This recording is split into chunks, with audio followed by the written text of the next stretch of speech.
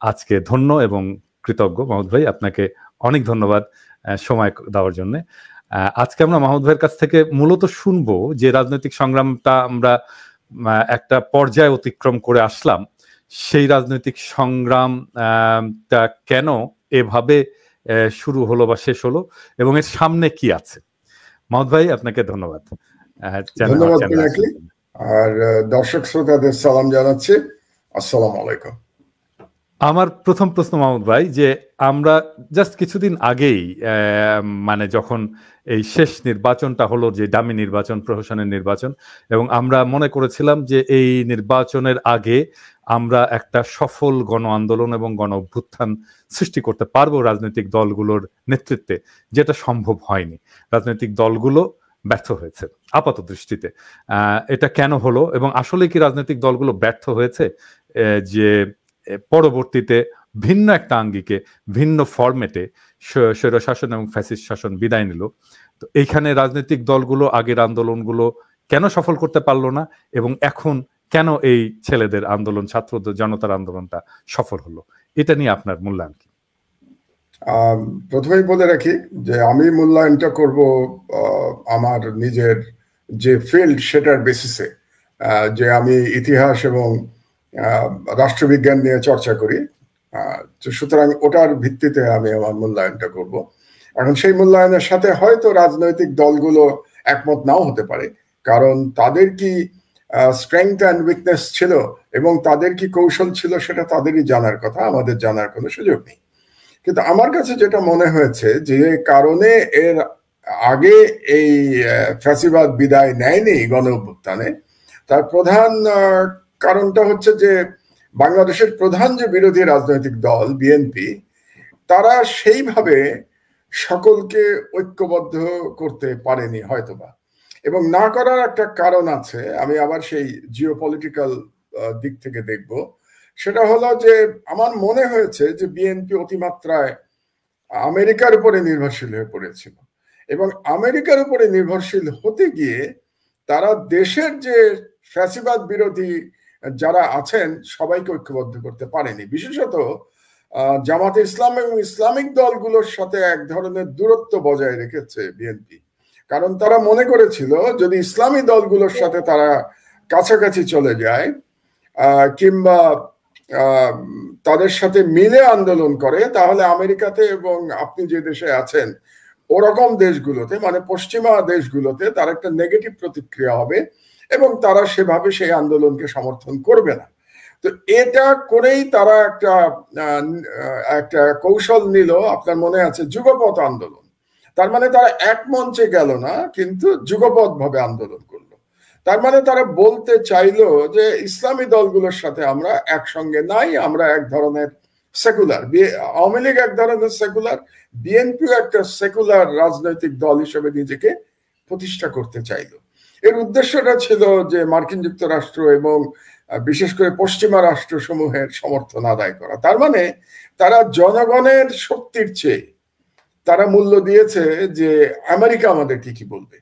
এই কারণে তারা ঐক্যবদ্ধভাবে আন্দোলন করতে ব্যর্থ হয়েছে, এবং যেহেতু ঐক্যবদ্ধভাবে তারা নামতে পারেনি, সেই কারণে জনগণ সেইভাবে পথে নেমে আসেনি, জনগণ ওই আন্দোলনে রাস্তায় নেমে আসেনি। তারা আন্দোলনে সমর্থন জানিয়েছে ঘরের মধ্যে বসে থেকে। আর সবচেয়ে বড় যে দুর্বলতা মনে হয়েছে আমার কাছে, সেটা হলো বিরোধী রাজনৈতিক দলগুলোর কাছে তো আবু সাইদ ছিল না। আবু সাইদ বাংলাদেশের রাজনীতিতে শুধু না, বা বাংলাদেশের এই বিপ্লবের শুধু না, আমি মনে করি আবু সাইদ এই শতাব্দীর বিপ্লবীর একটা আইকনে রূপান্তরিত হয়েছে। পিনাকি, আপনিও নিশ্চয়ই যখন কম বয়স ছিল তখন চে গুয়েভারার সেই ছবিওয়ালা গেঞ্জি পরতেন। আমি পড়েছি, আমার মনে আছে চে গুয়েভারা আমাদের কাছে একটা আদর্শ বিপ্লবীর চিত্র ছিল। কিন্তু আজকে আমার কাছে যদি আদর্শ বিপ্লবী, নিশ্চয়ই আবু সাইদের থেকে অনেক ওপরে ছিল, কিন্তু শুধু ইন্টেলেকচুয়াল হাইট দিয়ে তো বিপ্লব হয় না। বিপ্লব যে ইন্টেলেকচুয়াল, যদিও খুব মেধাবী ছাত্র, আবু সাইদও খুব মেধাবী ছাত্র ছিল, বাট চে গুয়েভারাকে আমরা জানি যে তার হাইটটা অন্যরকম, আন্তর্জাতিক পর্যায়ে। কিন্তু এই শতাব্দীর, একবিংশ শতাব্দীর আপনি বিপ্লবের আইকন যদি বলেন তাহলে আবু সাইদ।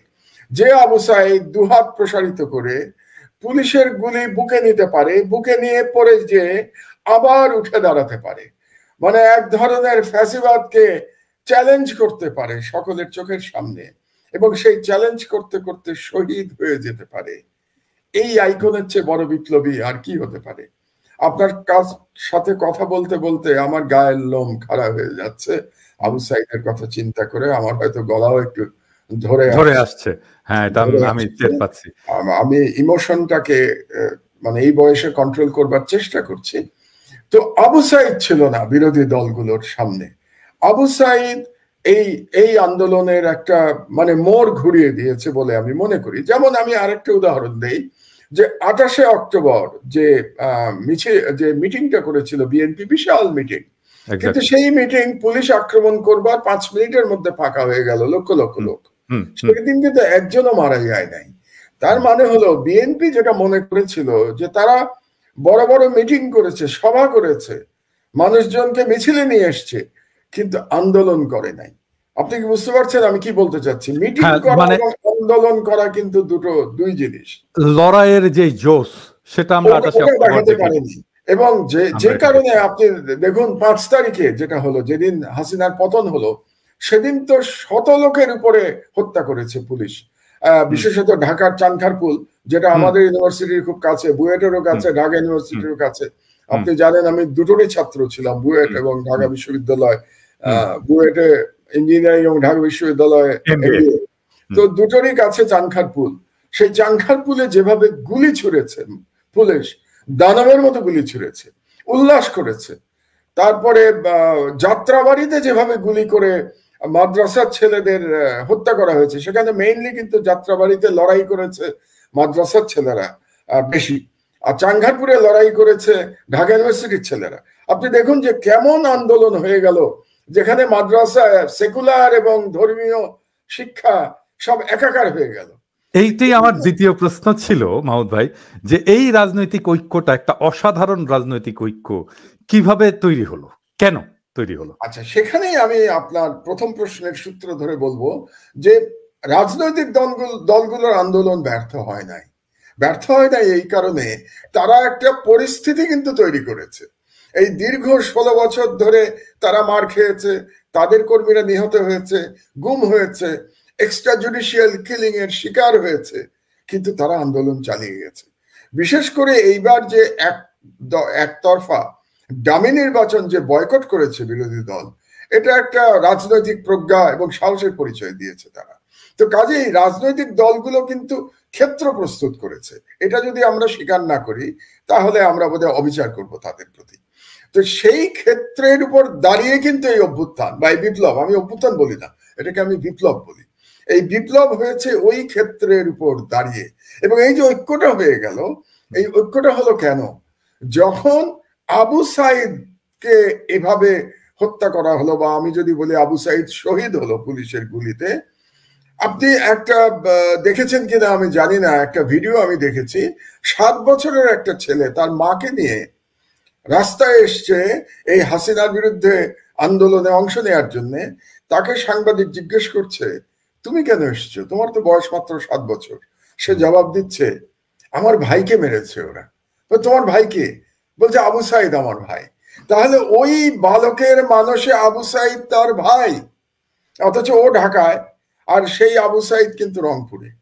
কোনোদিন তাদের দেখাও হয়নি, কিন্তু তার যে মন তৈরি হয়েছে ওই বাচ্চাটার, তার মনে আবু সাইদ তার ভাই। এবং কথাটা বলে সে কেঁদে তার মাকে জড়িয়ে ধরলো, এমন দৃশ্য কল্পনা করা যায়। তার মানে যেটা হয়েছে যে পুরো জনগণ আবু সাইদকে তাদের সন্তান, তাদের ভাই হিসেবে গ্রহণ করেছে। পুরো দেশের জনগণ, কিছু সংখ্যক এই পতিত ফ্যাসিস্টদের দানব কিছু সাথী ছাড়া, এই পুলিশ তারপরে বিভিন্ন প্রতিষ্ঠানে যারা ছিল রাজনীতিবিদ, তারা ছাড়া বাংলাদেশের প্রতিটি মানুষ আবু সাইদকে গ্রহণ করেছে নিজের সন্তান, নিজের ভাই হিসেবে। যখন নিজের সন্তান এবং নিজের ভাই হিসেবে আপনি গ্রহণ করবেন, তখন তো আপনি ঝাঁপিয়ে পড়বেন বিচারের জন্য। তারা ঝাঁপিয়ে পড়েছে। আমি একটা কথা এর আগেও বহুবার বলেছি, এই রাজনৈতিক দলগুলোকেও বলেছি, মানুষ 3টি কারণে জীবন দেয়। একটা ব্যক্তিগত কারণে জীবন দেয়, যেমন মানুষ আত্মহত্যা করে, সেটা সম্পূর্ণ ব্যক্তিগত কারণে।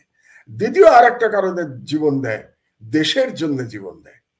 আর 3 নম্বর জীবন দেয় ধর্মের কারণে জীবন দেয়। সেটা ভালো খারাপ আপনি যেভাবেই ধরেন না কেন, ধর্মের কারণে মানুষ জীবন দিয়েছে, যুগে যুগে দিয়েছে। তো বাংলাদেশের ক্ষেত্রে যেটা হয়েছে, দেশের কারণ এবং মানুষের স্বাধীনতা, মানে freedom of the people and সভরেনিটি of the state, এটা একাকার হয়ে গেছিল। যখন এই দুটো একাকার হয়ে গেছে, যে আমার চাহিদা হচ্ছে আমার freedom, man is born free, আমি জন্মেছি স্বাধীনভাবে, সেই বিখ্যাত কথা, ম্যান ইজ বর্ন ফ্রি। তো আমি আমার স্বাধীনতা ফেরত চাই, যেই স্বাধীনতা 16 বছর ফ্যাসিস্ট হাসিনা দানবের মতো টুটি টিপে ধরেছিল। আর আমি আমার রাষ্ট্রের সার্বভৌমত্ব ফেরত চাই, যে সার্বভৌমত্ব হাসিনা দিল্লির পদতলে সমর্পণ করে বসে আছে। এই দুই লড়াই যখন আপনি করবেন, তখন জীবন তুচ্ছ। না হলে 5 তারিখে গুলি করছে, চানখারপুলে আমি দেখেছি, গুলি করছে, লাশ পড়ে যাচ্ছে, তারপরেও ছাত্ররা এগিয়ে আসছে, কোনো বাধা মানছে না। এটা তো আগেও পুলিশই বলছে, আমরা এই পতিত স্বৈরাচারের স্বরাষ্ট্রমন্ত্রী আসাদুজ্জামান খান কামালকে একটা ভিডিও দেখিয়ে বলছে যে দেখেন স্যার, গুলি করলে একটি মরে, অন্য গুলি সরে না, ওই একটাই মরে আর অন্য গুলি সরে না। এটা কিন্তু পুলিশ নিজেই বলছে, এবং তারা বলছে হ্যাঁ যে এটা আতঙ্কের, এটা কত বড় আতঙ্কের। হ্যাঁ, তাহলে আমার যে ব্যাখ্যাটা ছিল, বহুদিন ধরে এই কথাটা আমি বলে যাচ্ছি, আমি কয়েকটি টক শোতে বলেছি এই কথাটা, যে মানুষ কখন জীবন দেয়। তো সেটা প্রমাণিত হয়েছে যে মানুষ দেশের জন্য এবং নিজের স্বাধীনতার জন্য জীবন দেয়। এবং মানুষ যখন জীবন দিতে চায়, জীবন দেওয়ার জন্য আবু সাইদের মতো এগিয়ে আসে, মুগ্ধের মতো এগিয়ে আসে। মুগ্ধ তো আর একটা, আপনি অনুষ্ঠান করেছেন মুগ্ধকে নিয়ে, চোখের পানি ধরে রাখা যায় না, যে পানি লাগবে ভাই, কি অসাধারণ কথা। মানে এগুলো মনে পড়লে, মানে আমারই তো মনে হয় আমি যদি ঢাকায় থাকতাম তাহলে আমি বোধহয় বন্দুকের সামনে চলে যেতাম, মনে হয়। তো থাকতে পারিনি। তো কাজেই আমার মনে হয়েছে যে দেশের মানুষ সবাইকে আপন করে নিয়েছে, এবং যে মুহূর্তে তাদের মনে হয়েছে যে এবার শেষ লড়াই, এই লড়াইয়ে আমাদেরকে জিততে হবে, সেখানে পুলিশের গুলি, র্যাবের গুলি, স্নাইপারের গুলি, হেলিকপ্টারের গুলি কোনো কিছু কাজে লাগে। এমনকি আমি তো মনে করি সেনাবাহিনী সঠিক কাজ করেছে, শেষ দিন তারা জনগণের পাশে এসে দাঁড়িয়েছে।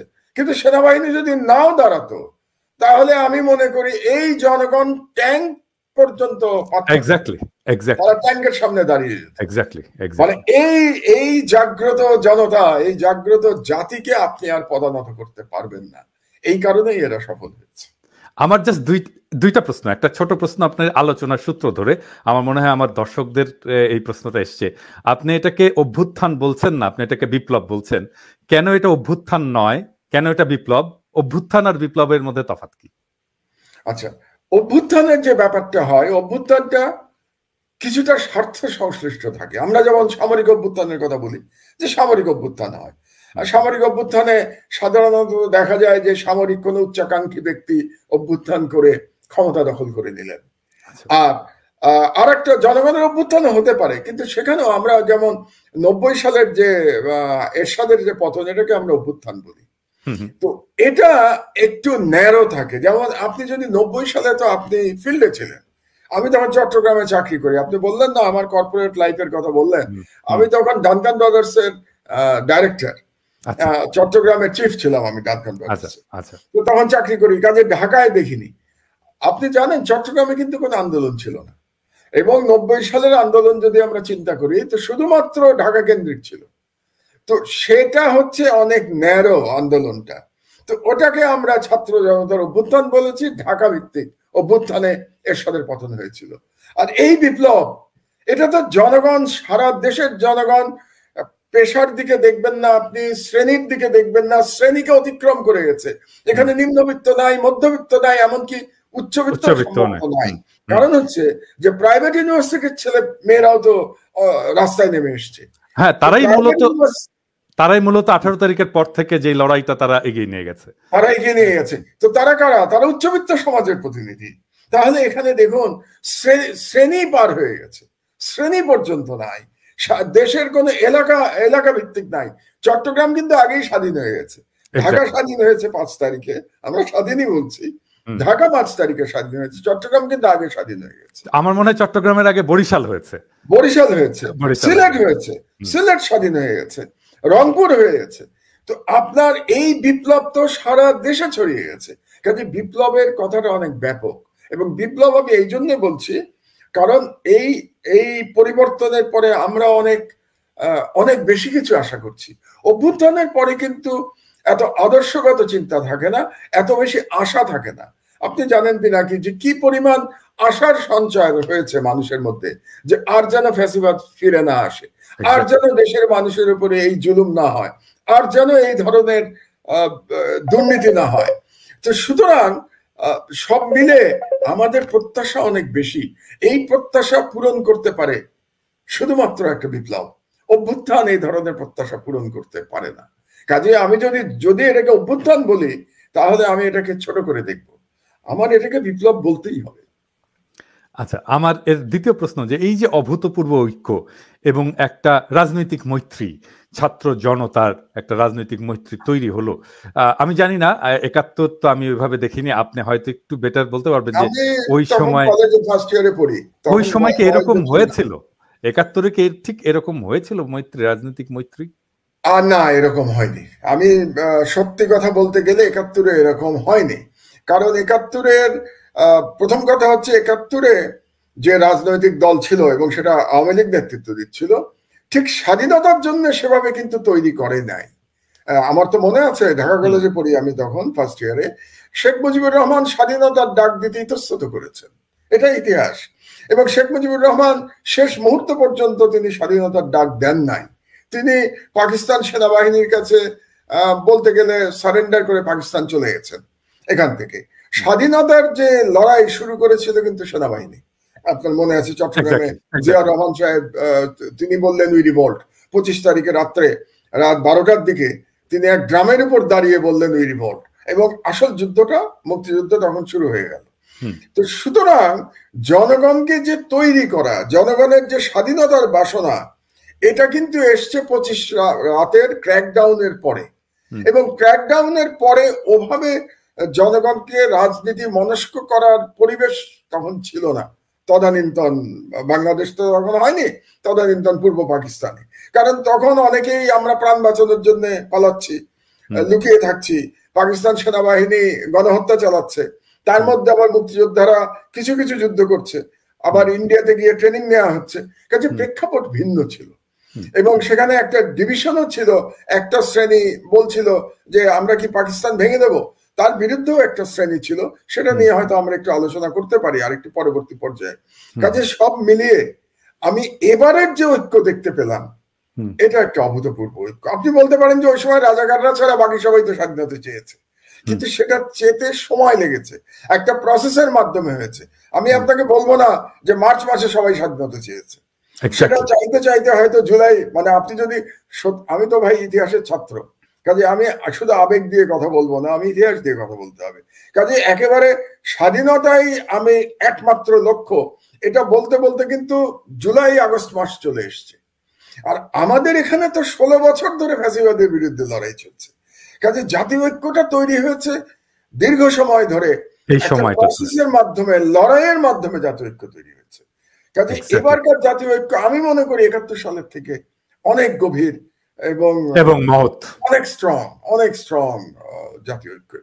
এই যে ঐক্যটা, জাতীয় ঐক্য, এটাকে সংহত করা এবং সামনের দিকে এগিয়ে নিয়ে যাওয়ার জন্য আপনার রাজনৈতিক প্রস্তাবনাটা কি? প্রথম কথা হচ্ছে যে একটা বোধহয় ভুল করে ফেলেছে এই সরকার। তারা এটাকে ইন্টারিম সরকার নাম দিয়েছে, অন্তর্বর্তী সরকার। আমি এটা প্রথম থেকে প্রতিবাদ করে এসেছি। আমি সবসময় বলেছি এটাকে বিপ্লবী সরকার বলা উচিত ছিল।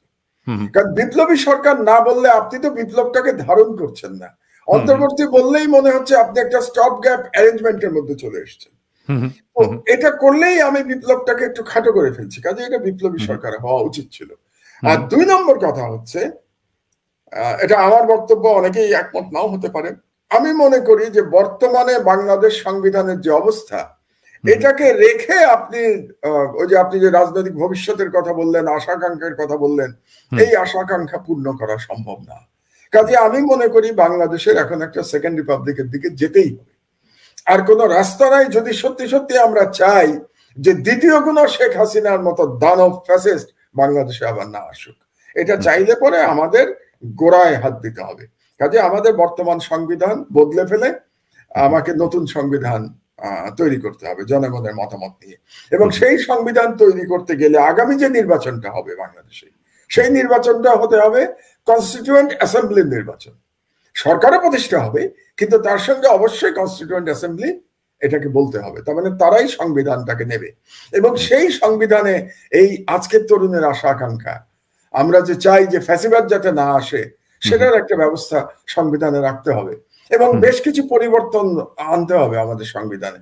যেমন আমি ব্যক্তিগতভাবে আপনাদের ফ্রান্সের সিস্টেম পছন্দ করি, আমার আমেরিকার সিস্টেম পছন্দ করি। সেখানে একটা ব্যালেন্স আছে।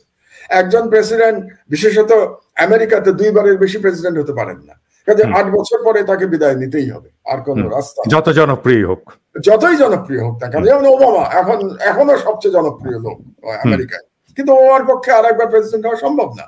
এবং এটা হলে পরে আপনার ওই যে পারিবারিক যে ব্যাপারটা বাংলাদেশে হয়ে যায়, যে পরিবারতন্ত্র তৈরি হয়, ওটা তৈরি হওয়া বন্ধ হয়ে যায়। আরেকটা হয়, আপনাদের দেশের কথা, ফ্রান্সের কথা বলছি এই জন্য যে প্রাইম মিনিস্টার এবং পার্লামেন্ট, প্রেসিডেন্টের মধ্যে একটা ব্যালেন্স অফ পাওয়ার আছে। তো আমেরিকাতে আমার প্রাইম মিনিস্টার নাই, কিন্তু ওখানে চেক অ্যান্ড ব্যালেন্স করে সিনেট এবং কংগ্রেস। সুতরাং এই ধরনের একটা কিছু সিস্টেমে আমি ব্যক্তিগতভাবে এটা পছন্দ করি। এখন যেটা করা আছে, ওয়েস্টমিনিস্টারের কথা আমরা বলেছি, কিন্তু ওয়েস্টমিনিস্টারের মাধ্যমেই কিন্তু ওই নাম বিক্রি করে বাংলাদেশে ফ্যাসিবাদের উত্থান হয়েছে। ওই নাম বিক্রি করার ফলেই একই ব্যক্তি বারে বারে প্রধানমন্ত্রী হয়েছেন, বারে বারে ক্ষমতা কুক্ষিগত করে রেখেছেন। সুতরাং আমার হচ্ছে যে, এটা আমার বক্তব্য, বাংলাদেশের অধিকাংশ মানুষ যদি এটা না চায় তাহলে আমার বক্তব্যের কোনো অর্থ নেই। কিন্তু আমি মনে করি যে বাংলাদেশে ওয়েস্টমিনিস্টার ডেমোক্রেসি যাব না আমরা আমেরিকান কিংবা ফ্রেঞ্চ সিস্টেমে যাব, এটা আমাদের একটু চিন্তা ভাবনা করা দরকার। এবং এটা করতে গেলেই আপনার কনস্টিটিউয়েন্ট অ্যাসেম্বলি লাগবে, এবং এটা করব। এবং সংবিধানে আমার খুব পরিষ্কারভাবে এই যে বিচার বিভাগকে সম্পূর্ণভাবে এক্সিকিউটিভ ব্রাঞ্চ থেকে আলাদা করা, মানে যাতে করে কোন রকম রাজনৈতিক দলীয়করণ বিচার বিভাগে করা সম্ভব না হয়, এটা আমাদেরকে নিশ্চিত করতে হবে। আজকে বাংলাদেশের যে দুর্দশার মধ্যে পড়েছে বাংলাদেশ, তার জন্য আমি যদি 1 নম্বর কাউকে দায়ী করি, তাহলে বাংলাদেশের জুডিশিয়ারি। আপনি এটা সবসময় বলেছেন, এক্স্যাক্টলি বলে আসছি এটা। এবং আপনি জানেন যে আমি প্রথম যখন এটার বিরুদ্ধে কথা বললাম 2010 সালে, এটার বিরুদ্ধে কথা বলেই আমি জেলে গেছি প্রথমবার। স্বাধীন বিচারের নামে তামাশা আর্টিকেল লিখে আমি জেলে গেছি প্রথম। তো সেই তখন হাসিনার বয়স, মানে হাসিনার এই সরকারের বয়স হয়েছে মাত্র 1.5 বছর যখন আমাকে প্রথম অ্যারেস্ট করা হয়। তো সেজন্য আমি বলছি যে এই যে বিচার বিভাগের এই ভয়াবহ দলীয়করণ, এটার থেকে বেরোতে না পারলে আপনি এই ফ্যাসিবাদকে আবার উত্থান থেকে রুখতে পারবেন না। কাজেই এই আশা আকাঙ্ক্ষা আমাদেরকে ধারণ করতে হলে এই সংবিধান বদলাতে হবে, আমাদের সেকেন্ড রিপাবলিকে যেতে হবে, এবং আগামী নির্বাচন কনস্টিটিউয়েন্ট অ্যাসেম্বলির নির্বাচন হতে হবে। এটাই আমার প্রত্যাশা এবং আমার পরামর্শ দেশের একজন সিনিয়র সিটিজেন হিসেবে। আমার এর পরের প্রশ্নটা একটু ভিন্ন। এই প্রশ্নটার উত্তরটা আমি এখনো খুঁজে পাইনি, যেটা আপনিও সবসময় বলেছেন যে আমাদের লড়াইটা কেন কঠিন হচ্ছে। এর কারণটা হচ্ছে যে আমরা এমন একটা জগতে, পৃথিবীতে বাস করি যেটা একটা ইসলামোফোব দুনিয়া, এবং এইটাকেই হাসিনা এবং ইন্ডিয়া খুব সাকসেসফুলি আমাদের লড়াই সংগ্রামকে ডিলিজিটিমাইজ করার জন্য ব্যবহার করেছে। কিন্তু এইটাকে, এই লড়াইয়ে কোনোভাবেই কাজে লাগাতে পারেনি। কেন পারেনি? এটা আমার কাছেও এটা একটা বিষয়, যেটা কেন পারলো না তারা শেষ পর্যন্ত। পারেনি বলতে আপনি কি 2013 সালের হেফাজতের আন্দোলনের কথা বলতে চাচ্ছেন? না, এই 2024-এর বিপ্লবে তারা কেন এই কার্ডটা খেলতে পারলো না? ও আচ্ছা আচ্ছা, কারণ এটা ভালো প্রশ্ন। এটার জবাব আপনিও যেটা বলছেন, এটার জবাব খুঁজে পাননি, তবে আমার কাছে একটা জবাব আছে। সেই জবাবটা হলো জিওপলিটিক্যাল জবাব। আমার কাছে দেশের জবাব না, আমার জিওপলিটিক্যাল জবাব আছে। সেটা আমি শুনতে আগ্রহী। আমি জিওপলিটিক্যাল জবাবটা আপনাকে দিচ্ছি। যে ইসলামোফোবিয়া একেবারে এক্সট্রিম ফর্মে শুরু হলো কবে থেকে? 9/11 এর পর থেকে। তার আগে কিন্তু হান্টিংটনের থিসিস লেখা হয়ে গেছে। সোভিয়েত ইউনিয়নের পতনের পরে হান্টিংটন বলছেন যে পশ্চিমা বিশ্বের ক্ল্যাশ অফ সিভিলাইজেশনে নেক্সট ক্ল্যাশ হচ্ছে কার বিরুদ্ধে? ইসলামের বিরুদ্ধে এবং চায়নার বিরুদ্ধে। তিনি দুটোর কথা বলেছেন, ইসলাম এবং চায়না দুটোর কথা বলেছেন। তো 9/11-এর পরে যেটা হলো সেটা ইসলামের বিরুদ্ধে চলে গেল, চায়নাটা তখন একটু পেছনে চলে গেল, এবং বুশ যখন আমেরিকার প্রেসিডেন্ট হলো সে কি বলল, either you are with us or you are against us. তার মানে তার যে কি বলবো, তার যে একতরফা একটা ইউনিপোলার ওয়ার্ল্ডে তার যে আমেরিকান যে অ্যাগ্রেশন ইরাকের বিরুদ্ধে, আফগানিস্তানের বিরুদ্ধে যে অ্যাগ্রেশন আমেরিকা, আপনি যদি তাকে সমর্থন না করেন তাহলে আপনি তার বিরুদ্ধে, এটা হচ্ছে মোদ্দা কথা ছিল। তো সেই সময় এই ইসলামোফোবিয়ার কার্ডটা ইন্ডিয়া খুব ভালোভাবে ব্যবহার করেছে। কারণ সেই সময় আপনার মনে আছে হয়তো কন্ডোলিজা রাইস ভারতে আসলেন 2005 সালে। She was at that time national security adviser. উনি এসে বললেন যে ভারত আমাদের স্ট্র্যাটেজিক অ্যালাই, মানে দক্ষিণ এশিয়াতে কৌশলগত মিত্র হচ্ছে ভারত, এবং ভারতকে মোটামুটি দক্ষিণ এশিয়ার এক ধরনের হেজেমনিক মাস্টারের ক্ষমতা দিয়ে গেল আমেরিকা।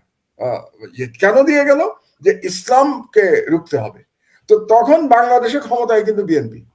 তো বিএনপি ক্ষমতায় থাকাতে হলো কি, আপনার মনে আছে তখন এই যে জঙ্গিবাদের নানা রকম কথা শুরু হয়ে গেল, এবং প্রচারটা করা হতো প্রধানত ভারত থেকে, এই প্রচার শুরু হয়ে গেল। এবং সেই প্রচার ভারত হলো, এবং অন্যান্য পত্রিকাতে ফার ইস্টার্ন ইকোনমিক রিভিউতে কোকুন অফ টেরর নামে একটা আর্টিকেল লিখলো এক ভদ্রলোক, সেখানে বলে দিল বাংলাদেশ এখন নেক্সট আফগানিস্তান, এবং সেখানে লেখা ছিল বাংলাদেশ নেক্সট আফগানিস্তান হচ্ছে। এটা ভারতই করিয়েছে যাতে করে ভারত বাংলাদেশের উপর একটা হেজেমনিক কন্ট্রোল তৈরি করতে পারে ইসলামিক কার্ড খেলে। এবং হাসিনা যখন সাকসেসফুলি ক্ষমতা নিল 2009 সালে, সে দেখলো যে সব থেকে কট্টর ইসলামোফোবিক বিশ্বে সে ক্ষমতা নিয়েছে, এবং ক্ষমতা ধরে রাখার জন্য একের পর এক জঙ্গি কার্ড সে খেলতে লাগলো। এবং আমি বিশ্বাস করি তার জঙ্গিবাদের যে সমস্ত গল্প আমরা শুনতে পাই তার 99% ভুয়া, এবং এগুলো গ্রামের দরিদ্র মানুষদের ধরে নিয়ে এসে তাদেরকে ঘরের মধ্যে বন্দি করে বোমা মেরে উড়িয়ে দিয়েছে। পিনাকি, আপনি একসময় বামপন্থী রাজনীতি করতেন, আপনি চিন্তা করে দেখুন যে কত করুণ, যে গ্রামের মানুষদের কেন এনেছে ধরে, কারণ তাদের জন্য কেউ কাঁদবে না, এক্স্যাক্টলি, তাদেরকে কেউ চিনবে না, তারা ফেসলেস। এই ধরনের ফেসলেস মানুষদের ধরে এনে আমি নিজে ডিবিতে দেখেছি আটকে রেখে দিয়েছে গ্রামের দরিদ্র লোকদের দিনের পর দিন। বাংলাদেশের আইনে তো আপনি 24 ঘন্টার বেশি রাখতে পারবেন না। তাদেরকে রাখতো কিভাবে জানেন? তাদের কোনো হদিসই ছিল না, কোনো রেকর্ডই নাই তাদের, মানে গুম করে নিয়ে আসতো, গুম করে নিয়ে এসে বিভিন্ন জায়গায় তাদেরকে নিয়ে গিয়ে সেই বাড়ি শুদ্ধ বোমা মেরে উড়িয়ে রীতিমতো হত্যাকাণ্ড চালিয়েছে এই হাসিনা সরকার। এবং আমেরিকার কাছ থেকে বাহবা নিয়েছে, ইন্ডিয়ার কাছ থেকে বাহবা নিয়েছে যে আমরা জঙ্গিবাদ দমন করছি বাংলাদেশে। এটা করতে করতে এই কাজটা ভালোই চলছিল, এই ব্যবসাটা হাসিনার বেশ লাভজনক ব্যবসা ছিল ফর অ্যাবাউট 10 years।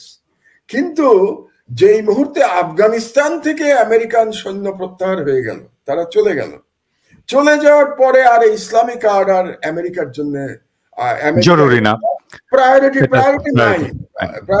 নাই আমেরিকার। তার প্রায়োরিটি কি আসলো? চায়নাকে মোকাবেলা করতে হবে, চীনকে মোকাবেলা করা হলো এখন প্রায়োরিটি। এবং এরপরে যখন ইউক্রেন যুদ্ধ শুরু হয়ে গেল রাশিয়ার সাথে, তখন এই ইসলামিক কার্ড আরো পেছনে চলে গেল। থ্রেটটা হলো আপনার নিজের দেশেরও, ফ্রান্সেও। ইউরোপের থ্রেট কে? ইউরোপের থ্রেট ইসলাম না, তো ইউরোপের থ্রেট তো রাশিয়া। যখন আপনার থ্রেট রাশিয়া হয়ে গেল, আমেরিকার লার্জার থ্রেট হয়ে গেল চায়না, তখন আমেরিকা চিন্তা করলো যে মুসলিম ওয়ার্ল্ডের সাথে আমার সম্পর্ক উন্নত করতে হবে। তো মুসলিম ওয়ার্ল্ডের সাথে সম্পর্ক উন্নত যদি করতে হয় আমেরিকাকে, তাহলে ইসলামিক আর্ট খেলা বন্ধ করতে হবে। তো ইসলামিক আর্ট খেলা যে মুহূর্তে আমেরিকা বন্ধ করে দিল, তখন আর এই কার্ডের আর কোনো মূল্য রইল না। এটা হচ্ছে প্রধান কারণ, যে কারণে এবার ইসলামিক আর্ট খেলতে পারে নাই হাসিনা, ব্যর্থ হয়েছে। খেলার চেষ্টা করেছে, রাজাকার বলেছে, বিভিন্ন কথা বলেছে, ইসলামিস্ট মুভমেন্ট বলা হয়েছে, এসব বলা হয়েছে, কিন্তু এই কার্ড ইন্ডিয়াও খেলতে চেয়েছে, ভারতের মিডিয়াতেও এসব লেখা হয়েছে, কিন্তু ভারত এবং হাসিনা ছাড়া পৃথিবীর আর কোন দেশ ইসলামিক কার্ড অ্যাকসেপ্ট করে না। আরেকটা হয়ে গেল কি, লড়াইয়ের ময়দানে ডান বলুন, বাম বলুন, ইসলামী এই যে মাদ্রাসার ছাত্র বলুন, সেকুলার এডুকেশনের ছাত্ররা বলুন, সবাই তো একাকার হয়ে গেল, সবাই তো মিশে গেল। হ্যাঁ, 13 জন হিন্দু সম্প্রদায়ের শহীদ হয়েছে, মারা গেছে 13 জন। চিন্তা করে দেখেন আপনি, তাহলে এখানে আপনি ইসলামিক কার্ড আর খেলবেন কি করে? সে এক হয়ে গেছে তো। এখানে দুটো গ্রুপ, একটা ফ্যাসিস্ট গ্রুপ আর একটা অ্যান্টি ফ্যাসিস্ট গ্রুপ। তো এই লড়াইটা তো ফ্যাসিজমের বিরুদ্ধে, এই লড়াইটা তো কোনো ধর্মের বিরুদ্ধে না, কোনো বর্ণের বিরুদ্ধে না, কোনো গোত্রের বিরুদ্ধে না। এই লড়াই হচ্ছে ফ্যাসিজম আর অ্যান্টি ফ্যাসিজম। তো অ্যান্টি ফ্যাসিজম যখন এক হয়ে গেল, তখন এখানে আর ইসলামিক আর্ট খেলার কোন সুযোগ নেই। আমি আপনাকে ইয়ের কথা, আমি তো বললাম চানখানপুলের কথা, যেখানে লড়াই করেছে ঢাকা বিশ্ববিদ্যালয়, বুয়েট, মেডিকেল কলেজের আপনার কলেজ, এখানকার ছাত্রছাত্রীরা লড়াই করেছে। আর ওইদিকে যাত্রাবাড়িতে লড়াই করেছে, ওখানে অনেকগুলো মাদ্রাসা আছে যাত্রাবাড়িতে, মাদ্রাসার ছেলেরা চলে এসছে, হাজারে হাজারে লাখে লাখে চলে এসছে রাস্তার মধ্যে লড়াই করতে। তো এই যে লড়াইয়ের মাঠের একতা, আপনি দেখুন আগে কি হতো, ইউনিভার্সিটির জীবনের কথা মনে করেন আপনার, সর্বদলীয় ছাত্র ঐক্য করতে হতো, মনে আছে আপনার? পরে প্ল্যাটফর্ম করতে হতো। তো আগে প্ল্যাটফর্ম করতো, তারপরে লড়াইতে নামতো। আর এবার কি হচ্ছে, কোনো প্ল্যাটফর্ম নাই, কিন্তু লড়াইয়ের মাধ্যমে তো লড়াইয়ের মাঠে সব এক হয়ে গেছে। এই ঐক্য আপনি ভাঙবেন কি করে? যে ঐক্য লড়াইয়ের ময়দানে হয়, সেই ঐক্য তো আপনি ভাঙতে পারবেন না। এই জন্য এবার আর ইসলামিক কাজ দেয় না। আমার একটা সম্পূরক প্রশ্ন আছে আপনার এই আলাপের প্রেক্ষিতে। যখন এই পশ্চিমা বিশ্ব ইসলাম প্রশ্নের কার্ডটা তৈরি করে ভারতকে এই অঞ্চলের চৌকিদারি দিল এবং ভারত বিএনপির বিরুদ্ধে এই ইসলামিক কার্ড খেলা শুরু করলো, জঙ্গিবাদের কার্ড খেলা শুরু করলো, বিএনপি নেতৃত্ব, বিএনপি সরকার কি এই বিপদটা আজ করতে পেরেছিল? সেটা অবশ্য বলতে পারবো না। আপনি বলতে পারেন যে আপনি তখন সরকারে ছিলেন, হ্যাঁ, আপনি তাহলে আপনার মনে আপনি বুঝবেন ব্যাপারটা, because you are a professional. আমি কিন্তু টেকনোক্রেট হিসেবে ছিলাম, আমি কোনো রাজনৈতিক দল কখনো করি নাই, কোনো রাজনীতির সাথে জড়িত কখনো ছিলাম না। আমার কাজ ছিল বিনিয়োগ বোর্ডের বিনিয়োগ দেখা, ইনভেস্টমেন্ট দেখা, এবং শেষ 1.5 বছরে এনার্জি অ্যাডভাইজার হিসেবে দেশের জ্বালানির সমস্যা দেখা। বিদ্যুৎ না, কিন্তু অনেকে আবার আমাকে বিদ্যুতের জন্য গালাগাল করে দেখি আমি মাঝে মাঝে, লোক যা আপনি বিদ্যুতের কি করেছেন। আমি বিদ্যুৎ মন্ত্রী ছিলাম, বলে রাখা পরিষ্কার করে বলা দরকার, আমি জ্বালানি উপদেষ্টা ছিলাম, বিদ্যুৎ কিন্তু আমার দায়িত্ব ছিল না। যাই হোক, তো সুতরাং তখন আমি রাজনীতি নিয়ে খুব একটা মাথা ঘামাতাম না, খুব একটা। রাজনীতি নিয়ে আমি মাথা ঘামানো শুরু করেছি পিনাকি 1/11 এর পর থেকে। কারণ 1/11 আমার মনে হয়েছে যে বাংলাদেশের সার্বভৌমত্ব চলে যাচ্ছে, এবং 1/11 আমার মনেই হয়েছে যে এটা ভারত করিয়েছে 1/11, এবং সেটা পরবর্তী সময়ে প্রণব মুখার্জির বইতে প্রমাণিত হয়ে গেছে যে ভারত কতটা জড়িত ছিল 1/11 এর সঙ্গে। কাজেই আমি মনে করি যে বিএনপি ওই সময় হয়তো রাজ করতে অতটা পারে নাই, যে এই কার্ডটা কিভাবে খেলা হবে, এটা আমার ধারণা যে আজ করতে সক্ষম হয়নি। আবার এবার মানে যেহেতু ওই যে বলে না যে মানে চুন খেয়ে মুখ পুড়লে দই দেখলে ভয় লাগে, তো ওই যে আজ করতে পারে নাই বিএনপি, সেই ভয় থেকে এবার দেখেন এই এত বছর ধরে তারা ইসলামী দলগুলোর সাথে একটা দূরত্ব বজায় রেখেছে। তার মানে নিজের সেকুলার ক্রেডেনশিয়াল প্রমাণ করবার জন্য তারা জামাত ইসলাম এবং অন্যান্য ইসলামিক দলগুলোর সাথে তারা একটা দূরত্ব বজায় রেখেছে। কিন্তু সেটাও আবার স্ট্র্যাটেজিক মিস্টেক হয়ে গেছে। কারণ আমি মনে করি আবারও আমার ভুল হতে পারে, যে ঐক্যটা এখন গড়ে উঠলো আমরা দেখলাম, এবং যেখানে ধর্ম বর্ণ সব বাধা অতিক্রম করে গেছে, এই ঐক্যটা একতরফা ডামি নির্বাচনের আগেও হতে পারত। বিএনপি যদি এই ইসলামী কার্ড প্রশ্নে এত সেন্সিটিভ না হতো, বিএনপি এবার আবার অতিরিক্ত সেন্সিটিভ হতে গিয়ে বিএনপি কিছুটা সময় নষ্ট করে ফেলেছে। আমার মনে হয় বিএনপির উচিত ছিল গত বছরই সবাইকে নিয়ে ঐক্যবদ্ধ হয়ে যাওয়া এবং এইভাবে মাঠে নেমে যাওয়া, যেভাবে ছাত্রদের নেতৃত্বে পুরো জাতি মাঠে নামলো। তো সেখান থেকে আমার মনে হয় যে বিএনপির এই ইসলাম কার্ডটা নিয়ে তাদের নিজেদের মধ্যে একটু বিশ্লেষণের প্রয়োজন আছে, এবং ইসলাম কার্ডটা যে এখন অতি ব্যবহারে জীর্ণ, এটা তাদের বোঝা দরকার। আমার মনে হয় বিএনপি এখন পর্যন্ত বুঝতে পারছে না যে ইসলামিক কার্ড এখন আর কাজে দেবে না। অবশ্যই এখানে একটা রাজনীতিও থাকতে পারে। রাজনীতি একটু বলে রাখি আপনাকে, এটা বুঝতে হবে যে যখনই বাংলাদেশে গণতন্ত্র ফিরে আসবে এবং ফেয়ার নির্বাচন হবে, তখন কিন্তু জামাত এবং বিএনপি একে অপরের প্রতিদ্বন্দ্বী। এটা তো আপনি জানেন পিনাকি, অনেকগুলো কনস্টিটিউয়েন্সিতে জামাত এবং বিএনপির মধ্যে মেইন কম্পিটিশন আওয়ামী লীগ 3 নম্বরে ছিল। যেমন আমি এক্সাম্পল বলতে পারি চাঁপাইনবাবগঞ্জ, যেমন এক্সাম্পল ঝিনাইদহ, তো ঝিনাইদহ চাঁপাইনবাবগঞ্জে 1-2 কিন্তু বিএনপি এবং জামাত, 3 হচ্ছে আওয়ামী লীগ। তো তখন আবার এদের মধ্যে একটা কম্পিটিশনের ব্যাপার আছে, কিন্তু কাজেই এই এই প্রতিযোগিতা বোধহয় থাকবে এদের মধ্যে। আমার ব্যক্তিগতভাবে আমি মনে করি না যে বিএনপি জামাতের মধ্যে আর কোন সেই রকম ঐক্য ভবিষ্যতে হবে। আমি দেখতে পাই না আর কি, আমি মনে করি না এমন কোন ঐক্য ভবিষ্যতে হবে।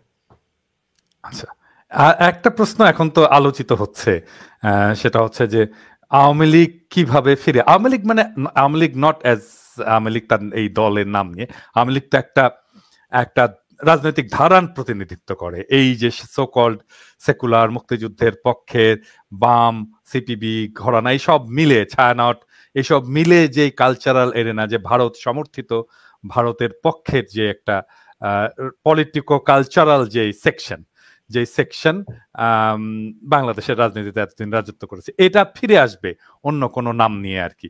এটা ইভেন পপুলার পপুলার ডিসকোর্সও এটা বলে যে আমরা জানতাম যে আওয়ামী লীগ ফিরে আসবে, কিন্তু ডাকাত হয়ে যে ফিরে আসবে সেটা বুঝতে পারি, এইরকম করে বলে আর কি। কিন্তু আওয়ামী লীগ বা এই কালচারাল ইন্ডাস্ট্রিটা কোনো না কোনো ভাবে ফিরে আসার চেষ্টা করবে। সেটা কিভাবে ফিরে আসার চেষ্টা করতে পারে এবং তাদের ফিরে আসার এই প্রসেসটা সাকসেসফুল হবে কিনা, আপনার কি মনে হয়? আচ্ছা, আমি একটু তুলনা করি 1975-এর সাথে, কেমন? কারণ 1975-এ আওয়ামী লীগের এভাবেই পরাজয় হয়েছিল, কিন্তু সেটা হয়েছিল যে আপনি বললেন না বিপ্লব এবং অভ্যুত্থানের পার্থক্য। 1975-এর একটা অভ্যুত্থান ছিল, এটা বিপ্লবে পরিণত হয় নাই, এবার কিন্তু বিপ্লব হয়েছে। কাজে 75-এর সাথে এবারের চরিত্রগত পার্থক্যটা এখানে 1। 2 হচ্ছে যে 75-এ তারা ফিরে আসতে পেরেছিল, কারণ হচ্ছে তারা ওই যে আপনি প্রো ইন্ডিয়ান যে শক্তিগুলোর কথা বললেন এবং যে সকল বাঙালি জাতীয়তাবাদের বয়ান, এবং যেই বয়ানের প্রগতিবাদী বয়ান, প্রগতিশীল, এটা তো একটা মানে কি বলবো, এটা এক ধরনের ভণ্ডামি, আমি এটাকে ভণ্ডামি বলি। প্রগতিশীলতা মানেই বাঙালি জাতীয়তাবাদ হতে হবে, কারণ যখনই বাঙালি জাতীয়তাবাদ আপনি বলেন, এটাও কিন্তু একটা ন্যারো জাতীয়তাবাদ। আপনি বাঙালি জাতীয়তাবাদ বলতে গিয়ে তো আপনি অন্যদের বের করে দিচ্ছেন। আপনার যেমন আপনার মনে আছে শেখ মুজিব বলেছিল মানবেন্দ্র লারমাকে, ওইসব বাঙালি হয়ে যা, সবাই বাঙালি হয়ে যায়, মনে আছে না? তো কাজী বাঙালি জাতীয়তাবাদ মানেই প্রগতিশীলতা, এটা তো আমি মানি না। কারণ বাঙালি জাতীয়তাবাদের যদি আমি উত্থান পর্বটা দেখি, এর উত্থান পর্ব কিন্তু কলকাতায়, এবং কলকাতায় কবে? 18th সেঞ্চুরিতে। মানে যখন এই বাঙালি জাতীয়তাবাদ বা বেঙ্গলি রেনেসা, আমি যদি আরো পরিষ্কার করে বলি, বেঙ্গলি রেনেসা যে আসলো 18th সেঞ্চুরিতে, যেটা নীরদ চৌধুরী খুব চমৎকার বই লিখেছেন, ওই যে autobiography of an unknown Indian, ওর মধ্যে খুব চমৎকার বর্ণনা আছে, ওই সময়ের বর্ণনা নীরদ চৌধুরীর বইতে। এবং সেখানে উনি বলেছিলেন যে বাঙালি রেনেসার বা বাঙালি জাতীয়তাবাদের ওই বয়ানে মুসলমানদের কোনো জায়গা ছিল না, মুসলমানরা সেখানে বহিরাগত ছিল। সুতরাং বাঙালি জাতীয়বাদের যে উত্থান, সেটাই কিন্তু প্রশ্নবিদ্ধ, সেটা ইনক্লুসিভ না, সেটা তো আপনি মুসলমানদের ধারণ করে নাই, তখন আপনি ইনক্লুসিভ না তো। কারণ বাঙালির মধ্যে তো মেজরিটি জনসংখ্যা এখন মুসলমান ধর্মাবলম্বী, তো মুসলমানদের বাদ দিয়ে আপনি কি জাতীয়তাবাদের কথা বলছেন? তো ওই জাতীয়তাবাদের ব্যাখ্যা থেকে যেটা নিয়ে এসেছিল শেখ মুজিবুর রহমান বা পরবর্তীতে আওয়ামী লীগ, সেটা বেসিক্যালি ইসলামোফোব ব্যাখ্যা। এই জন্য রাজাকার শব্দটা আপনি দেখেন, রাজাকার গত 53 বছর ধরে বাংলাদেশে রাজাকারের গল্প শোনানো হয়েছে, 53 বছর ধরে। কিন্তু যেটা সবচেয়ে বড়, এবং 53 বছর ধরে ভারতের কাছে কৃতজ্ঞতার বয়ান ফেরি করা হয়েছে। হ্যাঁ, ভারত 71-এ আমাদের মুক্তিযুদ্ধে অবশ্যই সাহায্য করেছে, এটা তো ইতিহাস, আমি ইতিহাসবিদ হিসেবে সেটা অস্বীকার করার কোনো সুযোগ নেই। কিন্তু ভারত কি শুধুমাত্র এটা ওয়াজ ইট এ ফিলান্থ্রপিক ভেঞ্চার ভারতের তরফ থেকে, মানে খুব দয়া করে করেছে? না, ইট was A win win situation ভারতের জন্য। ভারত 1947-এর পর থেকেই সাউথ এশিয়াতে প্রভুত্ব করতে চেয়েছে, হেজেমনিক কন্ট্রোল এস্টাবলিশ করতে চেয়েছে, এটা ইতিহাস। কিন্তু পাকিস্তান তার জন্য বাধা সৃষ্টি করেছে। যদিও পাকিস্তান সাইজে ছোট, অর্থনীতিতে দুর্বল, তারপরেও পাকিস্তান চ্যালেঞ্জ করেছে ভারতের হেজেমনিক ইচ্ছাটাকে। তো চ্যালেঞ্জ করে সাকসেসফুলি চ্যালেঞ্জ করেছে। এবং 1947-এর যে যুদ্ধ, ভারত পাকিস্তান যুদ্ধ, এবং 1965-এর যে যুদ্ধ, এই যুদ্ধ কিন্তু স্টেলমেট হয়েছিল, কেউই জিততে পারে নাই। এটা স্টেলমেটের মধ্যে দিয়ে শেষ হয়েছিল। সো 1971-এ যখন আমরা স্বাধীনতা চাইলাম বা মুক্তিযুদ্ধ শুরু হলো, it was a great opportunity for India পাকিস্তানকে শিক্ষা দেওয়ার জন্য, এবং দে ওয়ার সাকসেসফুল। পাকিস্তান পর্যদস্ত হলো, বাইফার্কেটেড হলো, দুই ভাগ হয়ে গেল, বাংলাদেশ স্বাধীন হলো। এবং ভারতের জন্য পাকিস্তানকে শিক্ষা দেওয়া গেল, প্লাস ইস্টার্ন সেক্টরে তার যে বিপুল ব্যয় ছিল, তার যে ব্যয় ছিল, সামরিক ব্যয় ছিল, সেই ব্যয়টা তার ড্রাস্টিক্যালি কমে গেল। কারণ ইস্ট পাকিস্তান বা বাংলাদেশ তখন একটা নতুন দেশ, ফ্রেন্ডলি টু ইন্ডিয়া, শুধু ফ্রেন্ডলি না, ইন্ডিয়ার কাছে নতজানো, তো নতজানো ইন্ডিয়া। কাজে ভারত তার নিজের স্বার্থে আমাদেরকে সাহায্য করেছে, আমিও আমার স্বার্থে ভারতের সাহায্য নিয়েছি। তো এটা it is a classical win win situation. এখানে ভারতেরও আমার প্রতি কৃতজ্ঞতা হওয়ার কিছু নাই, আমারও ভারতের কাছে কৃতজ্ঞ হওয়ার কিছু নাই। আমার মনে হয়, আমি একটু বিনয়ের সাথে একটু দ্বিমত করতে চাই আপনার সাথে। আমার মনে হয় যে বাংলাদেশের স্বাধীনতা, এটার জন্য ভারতের বাংলাদেশের কাছে কৃতজ্ঞ থাকা উচিত, এটা আমি বলি। এটার কারণ, এটা কারণ আছে, খুবই স্পেসিফিক কারণ আছে। আমি এটা খুব আবেগ নিয়ে বলছি না, খুবই স্পেসিফিক কারণ আছে। ধরেন আজকে যদি বাংলাদেশ অখণ্ড পাকিস্তানের অংশ থাকতো বা পূর্ব পাকিস্তান হিসেবে থাকতো, তাহলে তো আজকে বাংলাদেশের ঢাকাতে আমরা একটা পারমাণবিক বোমা ফিট করে রাখতাম, অবশ্যই ন্যাচারালি। অবশ্যই, তাহলে থাকতো, এবং এটা তো দিল্লির দিকেই আমরা ফিট করে রাখতাম। তো এই যে তার বিশাল বড় নিরাপত্তা ঝুঁকি, এটা যে বন্ধ হয়েছে বাংলাদেশ স্বাধীন হওয়ার কারণে, এর জন্য অবশ্যই তাদের আমাদের কাছে কৃতজ্ঞ থাকা উচিত। আমার আবার আপনাকে আমি একটু দ্বিমত করি, কিন্তু আমি তো স্বাধীন হয়েছি, কাজে আমি তো ভারত সাহায্য না করলে স্বাধীন হতে পারতাম না, এটা তো বাস্তবতা। এখানেও আমি আরেকটু দ্বিমত আমি বলছি যে ভাই, কেউ কারো কাছে কৃতজ্ঞ হওয়ার কোনো প্রয়োজন নাই। আমি আরেকটু দ্বিমত করতে, না, আমি আরেকটু দ্বিমত করি, জিও পলিটিক্সে কৃতজ্ঞতার কোনো জায়গা নেই। এটা খুবই কি বলবো, কঠিন জায়গা। এখানে সবই দেয়া নেয়ার ব্যাপার। So it is a win win, আমরা ওটাকে মেনে নেই। আমি কৃতজ্ঞ থাকতে রাজি না যে 53 বছর ধরে আমি কৃতজ্ঞতার ঋণ শোধ করে যাব, এই বয়ান যে ছিল আওয়ামী লীগের, ওই বয়ান কিন্তু হেরে গেছে এই বিপ্লবে। এক, দ্বিতীয় যেটা বয়ান হেরে গেছে, রাজাকারের বয়ান হেরে গেছে। কারণ যে মুহূর্তে ঢাকা বিশ্ববিদ্যালয়ের স্লোগান হয়েছে যে চাইতে গেলাম অধিকার, হয়ে গেলাম রাজাকার, কিংবা তুমি কে আমি কে, রাজাকার রাজাকার, কে বলেছে স্বৈরাচার স্বৈরাচার, তাহলে রাজাকারের কার্ডও শেষ। যেমন ইসলামোফোবের কার্ড শেষ হয়ে গেছে, তো আপনার রাজাকারের কার্ড নাই। ভারতের কাছে কৃতজ্ঞতার কার্ড তো নাই। আমি মনে করি আমার এই 71 বছর বয়সে আমি এত বেশি ভারত বিরোধী সেন্টিমেন্ট বাংলাদেশে কোনোদিন দেখি নাই। আমি এখন যে সেন্টিমেন্ট দেখছি, তার মানে ভারতের পুরো রাজনীতিটাই ভুল হয়েছে। ভারত বাংলাদেশে যে রাজনীতি করেছে গত 16 বছর ধরে, সেটা একটা ডিজাস্টার হয়েছে। ভারতের নিজের সোল সার্চিং করা উচিত, তাদের রয়ের নিয়ে বসা উচিত, অজিত দোভালকে নিয়ে বসা উচিত, অমিত শাহের বসা উচিত, মোদী সাহেব, সবাই মিলে যে আমরা ভুল রাজনীতি করেছি, এটা মানা উচিত তাদের। ইট was A wrong policy of India. যে কারণে এই মুহূর্তে বাংলাদেশে যে পরিমাণ ভারতের প্রতি যে পরিমাণ তাদের ক্রোধ, এবং খুব সঙ্গত কারণেই এরকম ক্রোধ আমার মনে হয় না আর কোনো দেশে এই মুহূর্তে ভারতের প্রতি আছে। পাকিস্তানেও এতটা আছে কিনা আমার সন্দেহ এই মুহূর্তে আছে কিনা। তো কাজেই এই যে ভারতের প্রতি কৃতজ্ঞতার যে বয়ান, সেটা শেষ হয়ে গেছে। রাজাকারের বয়ান শেষ হয়ে গেছে, বাঙালি জাতীয়তাবাদের বয়ানও শেষ হয়ে গেছে। তো আওয়ামী লীগকে আসতে হলে, আপনি তো জানেন এগুলো, আপনি আমার চেয়ে বেশি ডাইরেক্ট পলিটিক্স করেছেন, বয়ান ছাড়া রাজনীতি হয় নাকি? তাহলে শেখ মুজিব মারা যাওয়ার পরেও কিন্তু বয়ানটা ইনট্যাক্ট ছিল, আওয়ামী লীগের কাছে বয়ানটা ইনট্যাক্ট ছিল, এটা বুঝতে হবে আপনাদেরকে। পলিটিক্যাল ন্যারেটিভটা ইনট্যাক্ট ছিল, সেই পলিটিক্যাল ন্যারেটিভ এখন গন। তার সঙ্গে যোগ হয়েছে ফ্যাসিজম, ফ্যাসিস্ট। মানে এখন কিন্তু সারা বিশ্ব বলছে, আমি বিভিন্ন পত্রিকা, আপনিও পড়ছেন নিশ্চয়ই, সব বড় বড় পত্রিকা বলছে যে most notorious dictator of present এরা শেখ হাসিনা। মানে তার সম্পর্কে এখন এই কথাগুলো সব জায়গাতে আসছে।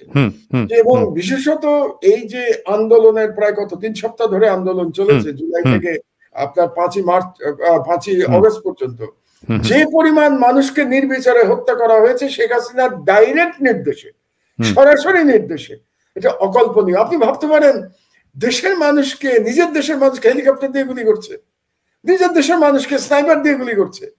এটা অকল্পনীয় বারবারিজম। মনস্টার। তো কাজেই বয়ান নাই, পলিটিক্যাল বয়ান নাই, তার সঙ্গে যোগ হয়েছে এই অকল্পনীয় ব্রুটালিটি। এর থেকে আওয়ামী লীগের ফিরে আসা, আমি বলবো না যে কোনো রাজনীতি শেষ হয়ে যায়, কোনোটাই হয়তো শেষ হয় না, কিন্তু ফিরে আসা খুব কঠিন। শেখ হাসিনার পক্ষে তো সম্ভবই না, আমি এটা ভাবি না শেখ হাসিনার পক্ষে সম্ভব। তাহলে ইন্ডিয়া কি কিছু করবে না? অবশ্যই ইন্ডিয়া করবে। ইন্ডিয়া যেটা করবে যে যারা ক্ষমতায় আসবে তাদেরকে ইন্ডিয়া এখন প্ল্যান বি হিসেবে হাসিনাকে বাদ দিয়ে আওয়ামী লীগকে আপাতত বাইরে রেখে যারা ক্ষমতায় আসুক, যেমন বর্তমানে ইউনিট সরকার ক্ষমতায় আছে, তাদেরকে কন্ট্রোল করার চেষ্টা করবে ইন্ডিয়া। এবং সেখানেই আমার মনে হয় যে এই চেষ্টা হয়তো ইতিমধ্যে শুরু হয়ে গেছে, এবং এই চেষ্টা তো ভারত করেই যাবে। আমি এই প্রসঙ্গে আসব, জাস্ট আমি তারপরে আপনার আগের আলাপের সূত্র ধরেই বলি, আপনি এটা বেয়াদবি হিসেবে নেবেন না। সেটা হচ্ছে যে আপনি বলেছেন যে বাংলাদেশ তো স্বাধীন হয়েছে, মানে পাকিস্তান কি স্বাধীন রাষ্ট্র ছিল না? অবশ্যই ছিল, কিন্তু আমি আবার বলি পাকিস্তান স্বাধীন ছিল, কিন্তু আপনি তো বয়সে অনেক ছোট, আমার বয়স তখন খুব বেশি না, 17 বছর তখন বয়স। কিন্তু আমার মনে আছে যে জুলাই আগস্ট মাসের দিকে বাংলাদেশের জনগণের অধিকাংশের মধ্যে পাকিস্তান আর স্বাধীন রাষ্ট্রের যে চিত্র, সেটা জনগণের মধ্যে ছিল না, একটা পরাধীন ভাব চলে এসেছিল। তারপরে পাকিস্তানকে আর রক্ষা করার কোনো সুযোগ ছিল না, কিন্তু একটা মিস্টেক করেছিল। এটা একটা নতুন একটা, আমি আপনাকে একটা প্রশ্ন ছুড়ে দিচ্ছি, প্রশ্ন না, আলোচনার বিষয়বস্তু দিচ্ছি পিনাকি, যেহেতু আপনি পুরনো আলোচনায় চলে গেছেন। আমি আজ পর্যন্ত এই কথাটা বলি নাই, আজকে বলি আপনার অনুষ্ঠানে। সেটা হচ্ছে স্বাধীনতা সংগ্রাম তো করা ছাড়া আমাদের আর কোনো উপায় ছিল না। 75-এ 71-এর মার্চের ক্র্যাকডাউনের পরে স্বাধীনতা, ওটাই একমাত্র পথ ছিল, আমাদের কোনো প্ল্যান বি এর কোনো জায়গা ছিল না। কিন্তু আমাদের যারা তখন নেতৃত্ব দিয়েছেন সেই সময়, যারাই হোক, আমি কারো ব্যক্তিগতভাবে নাম নিচ্ছি না, আমি সবাইকেই বলছি, যারা মুক্তিযুদ্ধ করেছেন বা স্বাধীনতার লড়াই করেছেন, তারা একটা চিন্তা তখন করেন নাই। হয়তোবা জামাতের মাথায় এটা ছিল, কিন্তু জামাত এটাকে আর্টিকুলেট করতে পারে নাই। সেটা হলো যে ঠিক আছে, পাকিস্তান থেকে তো আমি স্বাধীনতা পেলাম, ধরেন পেয়ে গেলাম, পাকিস্তান তো আমার থেকে 2000 কিলোমিটার দূরের একটা দেশ, এবং তার সাথে আমার জিওগ্রাফিক্যাল কোনো অ্যাটাচমেন্ট নাই, সে ইচ্ছা করলে আমাকে আর আক্রমণ করতে পারবে না। এবং দুই দেশের মাঝখানে, মানে ইস্ট পাকিস্তান ওয়েস্ট পাকিস্তানের মাঝখানে শক্তিশালী ভারত, তো আর একটা দেশ। কাজে একবার আমি যখন স্বাধীন হয়ে যাব, পাকিস্তান নিয়ে আমার আর দুশ্চিন্তা করার কোনো কারণ নাই।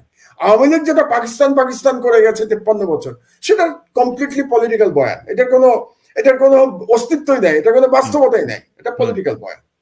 কিন্তু আমাদের যারা নেতা ছিলেন সেই সময়, বা আমাদের পূর্বপুরুষ, বা আমরা তখন ছোট, আমাদের যে বড় যারা জ্ঞানী ছিলেন, তারা একবারও চিন্তা করেন নাই যে আমরা তো আরো ভয়ঙ্কর, ভয়াবহ, hegemonic and much more powerful নেইবারের একেবারে পেটের মধ্যে আসলাম।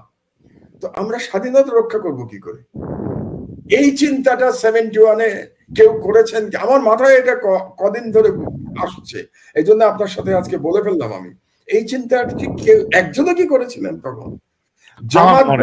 জামাত বলেছিল আমরা, মানে তারা অনেকটা ধর্মীয় দিকে চলে গেছিল। আমি এখানে কিন্তু ধর্ম টানছি না, আপনি খেয়াল করেন পিনাকি, আমি ধর্ম টানছি না, আমি একেবারে মানে রাজনীতির কথা বলছি। যে আমি যে স্বাধীন সত্তা হিসেবে ভারতের মতো দেশ, এই বিশাল দেশ, এর সাথে টিকে থাকবো, আমার পলিসিটা কি হবে? ভারত কি আমাকে স্বাধীন থাকতে দেবে? দেয় নাই তো। ইতিহাস বর্ণনা করে, ইতিহাস প্রমাণ করেছে এই বিপ্লবের আগ পর্যন্ত আমাকে তো স্বাধীন থাকতে দেয় নাই তো ভারত। ভারত তো আমার সবকিছু কন্ট্রোল করেছে 16 বছর, আমার রাজনীতি কন্ট্রোল করেছে, আমার ভিতরে এসে গুম করেছে ভারত, ধরে নিয়ে গেছে, লোক হত্যা করেছে, আমার ভোটাধিকার হরণ করে নিয়ে গেছে বাংলাদেশের আজকে 35 বছর পর্যন্ত যে যুবকের বয়স, সে ভোট দিতে পারে নাই, এবং ভোট না দেওয়ার জন্য সম্পূর্ণভাবে ভারত দায়ী। ভারত হাসিনাকে বসিয়ে রেখেছে, ভারত বলেছে নির্বাচনে কোনো প্রয়োজন নাই, ভারত আমেরিকাতে ইউরোপে গিয়ে লবি করেছে যাতে করে হাসিনা ইলেকশন ছাড়া চাপে না থাকে। তাহলে ভারত সম্পূর্ণভাবে দায়ী আমার অধিকার হরণের জন্য। তো আমার স্বাধীনতা তো ভারত হরণ করে নিয়ে গেছে, একতরফা ভাবে ট্রানজিট দিয়েছে, করিডোর দিয়েছে, আমার পোর্ট নিয়ে গেছে, আমাকে পানিতে ডুবিয়ে মারছে। আবার শুকনার সময় আমাকে মরুভূমি করে দিচ্ছে। তো আমি তো স্বাধীন থাকতে পারি নাই। তো স্বাধীন যে থাকতে পারলাম না, এটা কি আপনি বললেন না যে বিএনপি কি ইসলামিক আর্টটা বুঝতে পেরেছিল? আমার প্রশ্ন করতে ইচ্ছে করে যে 71-এ যারা স্বাধীনতা সংগ্রামের নেতা ছিলেন, তারা কি বুঝতে পেরেছিলেন বা তারা কি চিন্তা করেছিলেন যে ভারতের সাথে লড়াই করে আমি স্বাধীনতা কিভাবে রক্ষা করব? এই চিন্তাটা কি কারো মাথায় এসেছিল? আমার মনে হয় আসে নাই। আমি হয়তো জানেন যে আমার একটা বই বেরোচ্ছে, এটা উপন্যাস। আমি আসলে উপন্যাসের আদলে বাংলাদেশের ন্যারেটিভটাকে ব্যাখ্যা করার চেষ্টা করেছি। মানে উপন্যাস হলে পড়তে আগ্রহ থাকে সেই জন্য। তো এটা আসলে পলিটিক্যাল উপন্যাস বলতে পারেন। তো আমি এই মুক্তিযুদ্ধের প্রশ্নটা এনেছি এবং বাংলাদেশের স্বাধীনতা এবং ভারতের সাহায্য, এই প্রশ্নটাকে আমি একটা মেটাফোর দিয়ে ব্যাখ্যা করেছি। আমি বলেছি যে আমরা কুকুরকে তাড়াতে নেকড়েকে ডেকে এনেছিলাম। চমৎকার। তার মানে আমি যেটা বলেছি আপনি সেটাই বলছেন। এক্স্যাক্টলি, আমার কথাটাই কিন্তু আপনি বলছেন। এক্স্যাক্টলি। এটা নিয়ে বাংলাদেশে এই কখনো কিন্তু ডিসকোর্স আমরা শুনি নাই, আলোচনা। এই আলোচনা করতে আমরা মানে সবাই হয়তো ভয় পেয়েছে, অথবা কেউ চিন্তা করে নাই বিষয়টা। আবার কেউ হয়তো বলবে আমি স্বাধীনতা বিরোধী, জামাত বানায় দিবে। হ্যাঁ, এটা প্রশ্নটা কিন্তু স্বাধীনতা বিরোধিতার প্রশ্ন না। প্রশ্নটা হচ্ছে আমার স্বাধীনতা রক্ষার প্রশ্ন, জাতীয় সার্বভৌমত্ব রক্ষার প্রশ্ন, জাতীয় সার্বভৌমত্ব রক্ষার প্রশ্ন। কিন্তু সেই প্রশ্ন কই, আমি তো কোথাও শুনি নাই। আমাদের এত বড় বড় জ্ঞানী গুণী ব্যক্তি ছিলেন, আলোচনা করেন নাই। কাজে আপনি একটা কথা বললেন না যে আমাদের ভবিষ্যতের কি প্ল্যান থাকবে। তো ভবিষ্যতের প্ল্যানের মধ্যে আমার এটাও থাকতে হবে যে ভারতের আধিপত্যবাদের সাথে আমি কিভাবে লড়াই করব। তার মানে তার সাথে আমি যুদ্ধ করতে পারবো না, কিন্তু আমার তো একটা পলিসি থাকতে হবে, একটা জিও পলিটিক্যাল স্ট্র্যাটেজি থাকতে হবে, যাতে করে আমার সার্বভৌমত্ব, ভারত গত 16 বছর যেভাবে আমার সার্বভৌমত্ব ছিনিয়ে নিয়েছিল, এটা যেন আর না পারে। এটাই কিন্তু আমার প্রশ্ন, আমার শেষ প্রশ্নটা এটাই যে আসলে কিভাবে, কিভাবে আমরা এটা সম্ভব করে তুলবো। ভারতের সাথে আমাদের আগামী সম্পর্কটা কিভাবে স্থির হবে, আমরা কোন পররাষ্ট্র নীতিতে আমরা চলবো, ভারতের সাথে সম্পর্কটা আমাকে কিভাবে নির্ধারণ করব, পুনর্নির্ধারণ করব, এবং ভারতের এই যে হেজিমনিক আগ্রাসন এবং যেটাই বলেন যে বাংলাদেশের উপরে যে দমনমূলক একটা চরিত্র যে এতদিন ধরে রেখেছে, সেটাকে আমরা কিভাবে মোকাবেলা করব। ভারত একটা বিশাল দেশ, মনে করে সবাই যে ভারত আমাদেরকে ঘিরে আছে। আমি অবশ্য আরেকটা ন্যারেটিভ দিয়েছি যে ভারত আসলে আমাদেরকে ঘিরে নাই, ভারতকেই নানা শত্রু রাষ্ট্র ঘিরে আছে, যার মধ্যে বাংলাদেশও আছে আর কি। যাই হোক, আমি এটা জানতে চাই যে ভারতের সাথে আগামী সম্পর্কটা আমরা কিভাবে রচনা করব। এটা আসলে খুব বড় প্রশ্ন। এটা বোধহয় এই মানে একেবারে আমরা তো অনেকক্ষণ আলোচনা করে ফেলেছি, এই কম সময় এটার সম্পূর্ণ ব্যাখ্যা দেওয়া বোধহয় খুব ডিফিকাল্ট। তবু আমি যেটা বলতে চাই সেটা হচ্ছে যে প্রথমেই তো আমাদের এই সরকারের একটা সমালোচনা করে ফেলি আপনার এখানে এই ভারত প্রসঙ্গে। যেমন ভারতের সাথে গত 16 বছরে এই বিগত ফ্যাসিস্ট এবং ভারতীয় পাপেট গভর্নমেন্ট যে রাষ্ট্রবিরোধী চুক্তিগুলি করে গেছে, সেই চুক্তিগুলি নিয়ে কিন্তু আমরা কোনো বক্তব্য এখন পর্যন্ত শুনতে পাই নাই। অন্তত এটা রিভিউ করার জন্য এতদিনে একটা কমিটি হওয়া উচিত ছিল, সেটা হয় নাই। তো এবং ডক্টর ইউনূস সাহেব সেদিন ভারতের প্রধানমন্ত্রী ইয়ের সঙ্গে, নরেন্দ্র মোদীর সঙ্গে টেলিফোনে কথা বলেছেন। তো তিনি নরেন্দ্র মোদীর সাথে কেন টেলিফোনে কথা বললেন? অন্য কোনো প্রধানমন্ত্রীর সাথে তিনি কথা বলেন নাই, কাউকে ফোন করেন নাই। তাহলে কি উনি এক ধরনের ভারতকে এখনই একটা আপার হ্যান্ড দিচ্ছেন? তো এগুলো আমার প্রশ্ন, আমার মনে এই প্রশ্নগুলো এসছে। তো ভারতের সাথে যদি আমার মানে চোখে চোখ রেখে সম্পর্ক রাখতে হয়, তাহলে আপার হ্যান্ড দেওয়ার কোনো সুযোগ নাই। বাংলাদেশ কোনো ক্ষুদ্র রাষ্ট্র না। হ্যাঁ, আপনি বলতে পারেন 54,000 বর্গ মাইলের দেশ তো ক্ষুদ্রই, কিন্তু বাংলাদেশের জনসংখ্যা 18 কোটি। এটা যেন আমরা ভুলে না যাই যে 18 কোটি জনসংখ্যা। আর বাংলাদেশকে আমরা কিন্তু ভারত থেকে ইকোনমিক্যালি কোনো বেনিফিট পাই না। ইকোনমিক বেনিফিট কিন্তু সব ভারত বাংলাদেশ থেকে পায়। বাংলাদেশ সম্ভবত third largest remittance provider for India. এটা একটা। যে পরিমাণ বাণিজ্য বাংলাদেশে করে ভারত, সেটাও মানে বিপুল অঙ্কের বাণিজ্য করে। কাজে সেই দিক দিয়ে বরং আমি সাইজে ছোট হতে পারি, যে কিন্তু আমার মার্কেট বড়, আমার জনসংখ্যা বেশি। কাজে ভারত আমাকে ইকুয়াল রেসপেক্ট দেবে, আমাকে সভরেন কান্ট্রি হিসেবে। কিন্তু রেসপেক্ট আপনাকে নিতে হবে। আপনি যদি আগের সরকারের মতো বলেন যে ভারত আর আমাদের সম্পর্ক স্বামী স্ত্রীর মতো, তাহলে আর আপনি রেসপেক্ট করতে হবে, কিন্তু আপনার রেসপেক্ট আদায় করতে হবে। সেখানে আমি মনে করি যে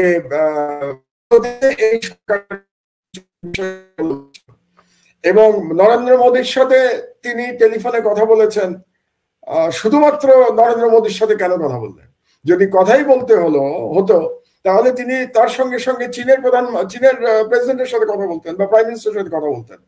সেভাবেই তার করা উচিত ছিল। কারণ আপনি কি করতে পারেন জিও পলিটিক্স, আবার সেই জিও পলিটিক্সে চলে আসি আমি। আপনি একটা করতে পারেন যে বৃহৎ শক্তির কাছে আপনি সারেন্ডার করতে পারেন, যেটা আগের সরকার 16 বছর ধরে বাংলাদেশকে সারেন্ডার করে দিয়েছিল, যেটাকে বলে ব্যান্ডওয়াগনে উঠে যাওয়া, মানে ভারতীয় ব্যান্ডওয়াগনে আপনি উঠে যেতে পারেন। এটা একটা পথ। আর দ্বিতীয় পথ হচ্ছে আপনাকে ব্যালেন্সিং অ্যাক্ট করতে হবে। তো ব্যালেন্স আপনি কাকে দিয়ে করবেন? ব্যালেন্স আপনি করতে হলে তো ভারতের মতো আপনার ইকুয়াল একটা পাওয়ারের সাথে আপনাকে ব্যালেন্স করতে হবে। তাহলে আপনার বাড়ির কাছে যে পাওয়ার আছে, ভারতের বাড়ির কাছে পাওয়ার চীন, তাহলে চীনের সাথে আপনার সেই ব্যালেন্সিং করতে হবে। অথবা professor Yunus is very popular in the western world and specially in America, তাহলে আমেরিকা দিয়ে কে উনি ব্যালেন্সিং করতে পারতেন। তো তাহলে যখন প্রফেসর ইউনুস সাহেব তিনি ভারতীয় প্রধানমন্ত্রীর সাথে কথা বললেন, পরের দিনই তার উচিত ছিল অন্তত পক্ষে ব্লিংকেনের সাথে কথা বলা, আমেরিকার কি বলে স্টেট সেক্রেটারি অফ স্টেটের সাথে, কিংবা prime minister of China, or even যদি সম্ভবত প্রেসিডেন্ট অফ চায়না, এর সাথে তিনি কথা বলতে পারতেন। তাহলে বোঝা যেত যে বাংলাদেশ একটা ব্যালেন্সিং স্ট্র্যাটেজির দিকে যাচ্ছে। তাহলে আপনার প্রশ্নের সোজা রিপ্লাইটা হলো যে আমার নিজের শক্তি সঞ্চয় করতে হবে, ভারতের সাথে লড়াই বলতে আমি যুদ্ধের কথা বলছি না, পলিটিক্যাল লড়াইয়ের কথা বলছি। আমি বারে বারে পরিষ্কার করে বলি, রাজনৈতিক লড়াই করতে হলে আমার নিজের ইনহারেন্ট পাওয়ার লাগবে, তার সাথে আমার ব্যালেন্সিং স্ট্র্যাটেজি লাগবে। এই দুটোর যদি সংমিশ্রণ আমি করতে পারি, তাহলে আমি মনে করি ভারতের সাথে আমাদের মানে আমরা ইকুয়াল ফুটিং এ আমরা আলোচনা করতে হবে। কারণ ভারত আপনি একটা খুব ভালো কথা বলেছেন যে ভারত চারিদিকে, আপনি কি শত্রু বলেছেন? শত্রু রাষ্ট্র। You are right, absolutely. আপনি দেখেন যে ভারত একমাত্র হেজেমনিক কন্ট্রোল দুটো দেশের উপরে করতে পেরেছিল এই পুরো এইখানে। কার উপরে? ভুটানের উপরে এবং বাংলাদেশের উপরে। ভুটানের উপরে করেছে কিভাবে? 1949 সালের একটা চুক্তি আছে ভুটানের সাথে, দ্যাট ইজ এ হেজেমনিক ট্রিটি, এবং সেই চুক্তি অনুযায়ী ভুটান কোনো ফরেন পলিসি ডিসিশন নিতে পারবে না দিল্লির অনুমোদন ছাড়া। যে কারণে আপনি জানেন নিশ্চয়ই যে ভুটানের আজ পর্যন্ত সিকিউরিটি কাউন্সিলের যে 5টা পার্মানেন্ট মেম্বার, তার কারোর সঙ্গে বাইলেটারাল রিলেশনশিপ নাই, অফিসিয়াল। তার এই 5 দেশের কোন দেশের দূতাবাস নাই ভুটানে। সিমিলারলি ভুটানের দূতাবাস এই 5 দেশে নাই। কেন? এটা ইন্ডিয়া হতে দেয় নাই ভুটানের কোনো এদের সঙ্গে সম্পর্ক। কাজে ভুটানের উপরে কন্ট্রোল আছে। আর বাংলাদেশের উপরে কন্ট্রোল প্রতিষ্ঠা করেছিল ইন্ডিয়া গত 16 বছরে। বাংলাদেশের সাথে কোনো চুক্তি নাই, এই ধরনের কোনো হেজেমনিক ট্রিটি নাই, বাট আনঅফিসিয়ালি আমরা আমাদের দেশটাকে শেখ হাসিনা ইন্ডিয়ার একটা ভসলে পরিণত করেছিল, ইন্ডিয়ান একটা কলোনিতে পরিণত করেছিল শেখ হাসিনা। তাহলে সেখান থেকে বের হতে হলে আপনার ব্যালেন্সিং স্ট্র্যাটেজি নিতে হবে, আপনার নিজের সক্ষমতা বাড়াতে হবে, আর একটা কাজ করতে হবে। এটা বললে ভারত হয়তো নড়েচড়ে বসবে। আমাদের ইয়াং জেনারেশনের জন্য কম্পালসারি মিলিটারি ট্রেনিং এর ব্যবস্থা করতে হবে। এটা আমার তরফ থেকে প্রস্তাব হচ্ছে যে ইন্টারমিডিয়েট পাস করার পরে ইউনিভার্সিটি যাওয়ার মাঝখানে আমরা প্রায় 6 মাস সময় পাই, বা আমাদের সময় পেতাম, এখন তো বলতে পারবো না এখন কি অবস্থা বলতে। আমাদের সময় আমরা 6 মাস সময় পেতাম ইউনিভার্সিটিতে যাওয়ার আগে। এই 6 মাস কম্পালসারি মিলিটারি ট্রেনিং হতে হবে প্রত্যেকের, এবং তারপরে ইউনিভার্সিটিতে চলে যাবে। এটা হওয়া থাকলে কি হবে, আমাদের দরকারের সময় যখন আমরা শত্রু দেশ দ্বারা আক্রান্ত হব, এরা প্রত্যেকে এক একজন আবু সাইদ হয়ে যাবে। আপনি চিন্তা করুন তো, আমার সিভিলিয়ানদের মধ্যে সবাই যদি আবু সাইদ হয়ে যায়, পৃথিবীর কোন শক্তি না আমাদের পরাজিত করবে এরকম তো শক্তি আছে? আমার তো ভাই আবু সাইদের দেশ এটা, আমি তো এটাকে আবু সাইদের দেশ বলি। আমি সবাইকে আবু সাইদ করতে চাই। তো সবাই আবু সাইদ হয়ে গেলে ইন্ডিয়া কি করবে আমাকে? ইন্ডিয়ার চারদিকে, এদিকে পাকিস্তানের আছে অ্যাটমিক ওয়েপন্স আছে, কাজে পাকিস্তানের ভয় আছে, ওইদিকে চায়না তার বর্ডার, এইদিকে নেপালের সাথে তার বৈরী সম্পর্ক, শ্রীলঙ্কার সাথে বৈরী সম্পর্ক, এমনকি